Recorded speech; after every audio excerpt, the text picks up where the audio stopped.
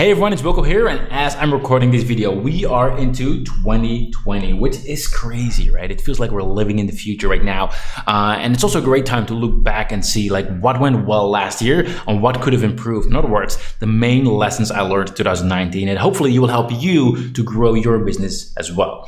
And really, if you look back at the last year, it's been a great year. Like I've enjoyed every little bit of it. There's been ups, there's definitely been downs, as there always are. But overall, it's been a good year, both business-wise and personal. My wife's pregnant, which is awesome. So we've got that looking forward to in 2020. But really, if I look back in the business, before 2019, I always set a big goal, right? I always said like, oh, this is what we're going to do. And I did the same for 2019. I set a big goal. And honestly, I did not hit it. Actually, not even close. Well, not that far, but like definitely didn't hit it, right? And that's totally okay. And that's probably the first lesson I want to share with you. And that is to enjoy the ride. Enjoy the path instead of just the end goal. Because like I said, I set a big goal, did not hit it. And do I feel bad about it? Not a tiny bit. We've grown a lot in 2019, which is great, right?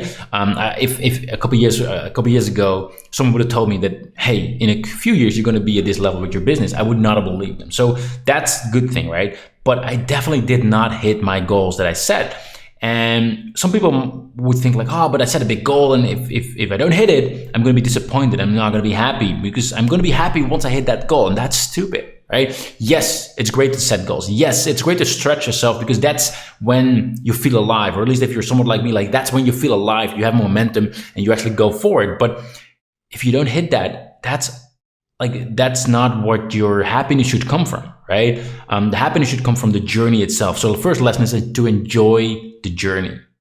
And the second lesson I want to share actually started right before 2019 started. At that point, I went to travel in New Zealand and in Australia. We went there for 6 weeks, which, by the way, also is part of the enjoy the ride. It's not just about work, right? It's about living life at the fullest. So yes, give it your A game at your work. Like give it your best shot, but don't forget, work is not everything, right? Like it's always great to enjoy work, but still to enjoy other things in life as well. Like my wife and I, we try to travel a month, sometimes 2 months a year, for the sake of that, like to enjoy life to the fullest. And we really do that. So, that's part of the first lesson, enjoy the ride. But while we were doing that back in December of 2018, I was in Australia, and I went there to meet up with my previous boss. Like 10 years before, I did an internship in Australia, in Sydney. And that guy, actually two guys, they started working on this little WordPress website. Like that was it, like just a little WordPress website as a side project to what their main business was. And how far can you grow that, right? Like how far can you actually make a little WordPress site which was comparing some credit cards as an affiliate? Like it's a tiny little project, right? They kept working on that site for over 10 years. And guess what? Right now, today, they employ over 300 people, right? Isn't that crazy? Like just to see that they went from like tiny little website to grew to over 300 people, and they've got offices in New York and in Sydney and London. It's crazy, right? But when I was meeting with them and when I was talking to those people, like I tried to get how they were able to grow that fast. And really the core thing is people. Right? To hire the right people, because there's no way you can grow a beast like that on yourself. And I'm not sure if, obviously it doesn't always don't think this applies to you only if you're at that level, because obviously I'm not at that level. But it opened my eyes that it's really critical to hire A players, right? Because we cannot do everything by ourselves. Really, that's my second lesson, is that if you're in business and you're trying to hire people, like hire A players. So like right now in our team, we got a team full of A players. And yes, over time, that needed to be adjusted. Over time, there were some people who I hired who initially, like who I thought were good, but they weren't actually A players. But over time, you realize like you need to have A players in your team. People who really do well, who give it their best shot. And then that's when it really grows a team, because it just cannot come from you as the entrepreneur itself, right? And as I was growing, like this year, one of my goals was like, I'm going to create a better team. I'm going to create a kick-ass team. And I'm really happy with the end result. But one of the lessons I learned as well over time is don't hire on experience, right? Yes, when you hire someone, you're going to look at how much experience do they have. And that's important. Like if someone is super inexperienced, that's obviously not an A player, right?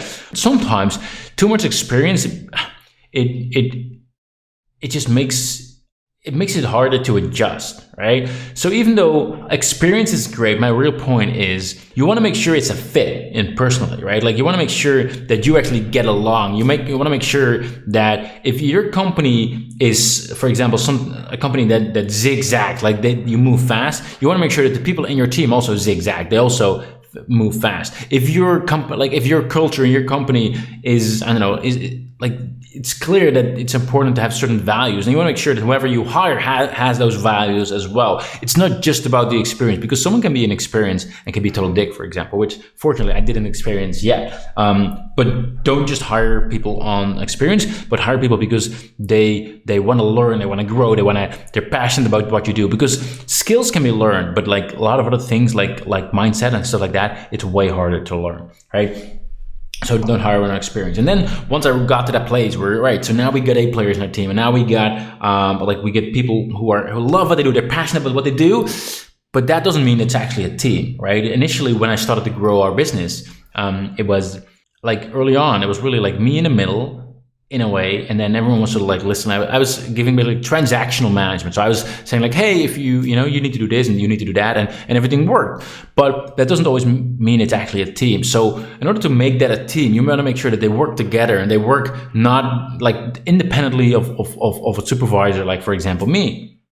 And right now we really did it. Like we got team meetings, we got structure, we got people, like we got separate teams who work together without any supervision or anything at all. So really focus on the fourth lesson is focus on building a team. And again, this doesn't really matter which level you're at. Like even if you have, like for example, 2 contractors working with you, 2 contractors helping you out, still try to make sure that you're not always involved. Like try to make sure that sometimes it's okay to have them work together and say like, hey, you want to have this, just go to that person and he'll take care of you, because that's going to make your life so much easier, and you actually give people the power to do better. So don't always try to pull everything towards yourself, which is hard as an entrepreneur because we are control freaks. I get that, totally get that. But that's definitely a lesson I learned this year as well.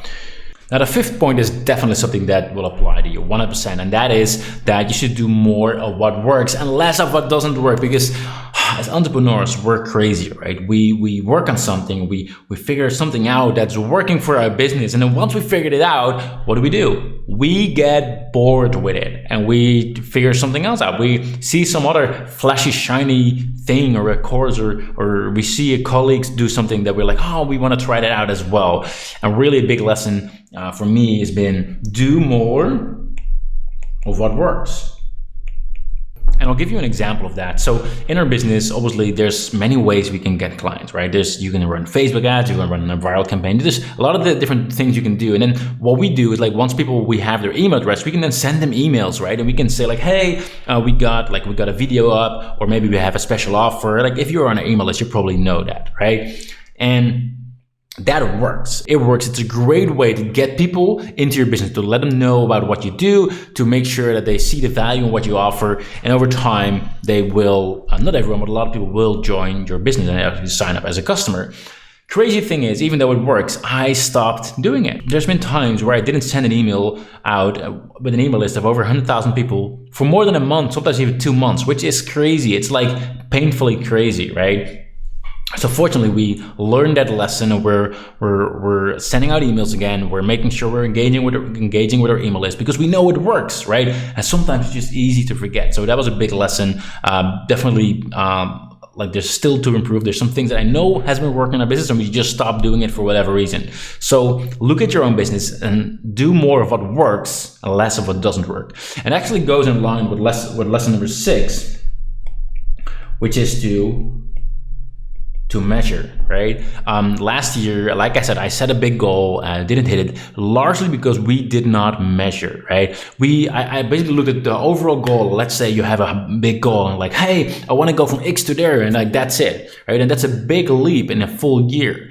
But what I should have done, and this is something we're doing in 2020, break it down into little slices. All right, so if that is the goal, what should that be in end of January, end of February, end of March? And now all of a sudden it's like, wow, I need to do this and this month, right? Because it's easy to say, let's say you have a revenue goal for like end of the year. You don't really know whether you're on pace. You're like, but it's only April. I still got the whole year. That's fine. And before you know it, it's October, November, like crap, like year's almost gone. But if you actually slice up your goal into monthly goals, then all of a sudden there's no hiding, right? It's like by the end of the month, the first month, you're like, oh no, I'm behind, right? And that pushes you to move forward. So maybe then a goal should be in January, you need to have your ads at least profitable to a certain degree, like break it up into subtasks and set a time frame for that. And that way you know exactly like this is what needs to happen this month, next month, this quarter, etc., etc. So that puts your back against the wall, so measure more. Another lesson I learned this year is that not everything is digital, right? What I mean with that is that I'm very much a digital guy. I would say I'm an introvert. Like even though on video I might not look like that, I'm definitely an introvert. So that's why my whole business is remote. We got a remote team, people all over the world. We meet up on Slack, we chat, we do that, and we started doing Zoom as well. We do a lot of video calls now as well, so I actually see each other on a webcam. But this year also, I spent more time meeting with some part of the team. Like last year, the end of 2008, I went to the Philippines to meet up with the people there. But this year also, I flew out, Mark, who's my operational manager, to France, where I flew out to the Netherlands. Like we had an awesome time.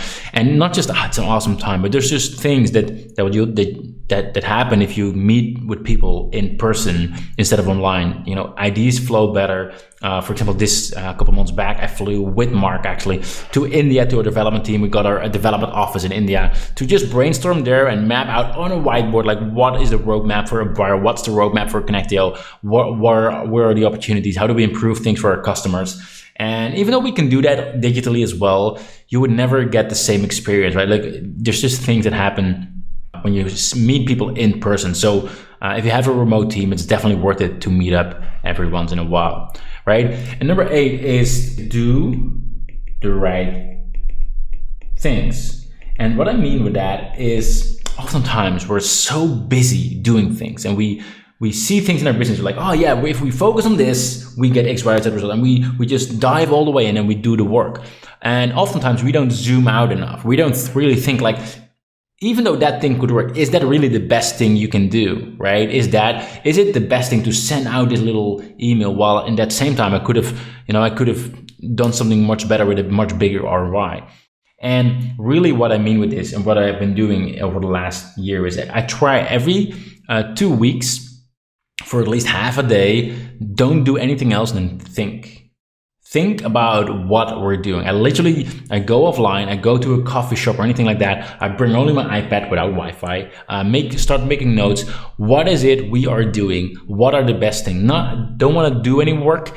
This is working. Like I'm thinking, where are we going? What's the best way of getting there? Instead of just looking at a to-do list and crunching to-dos and all that. So ask yourself constantly, do we do the right things, right? Are the things we're doing, is that the best way to get where we want to be? Or should we do different things? So that's really, really, really important. And number 9 is, once you know that, is do the work. I see so many people who spend too much time thinking or too much time learning or too much time, doing whatever. But the only thing that's really going to get you is do the freaking work. My apologies. Do the work. Like if you don't do the work, it's not going to happen. So at the end of the day, like that's where the real magic happens. Like an idea is just an idea, a dream is just a dream, but if you don't actually execute on it, it's not gonna work, right? And I see that so many times where people they want to do this thing but they have excuses, right? They're like, they're waiting. I even see, for example, I see people who say, hey, I want to run Facebook ads. I'd love to run, but I'm waiting on this feature from you guys at Connect.io.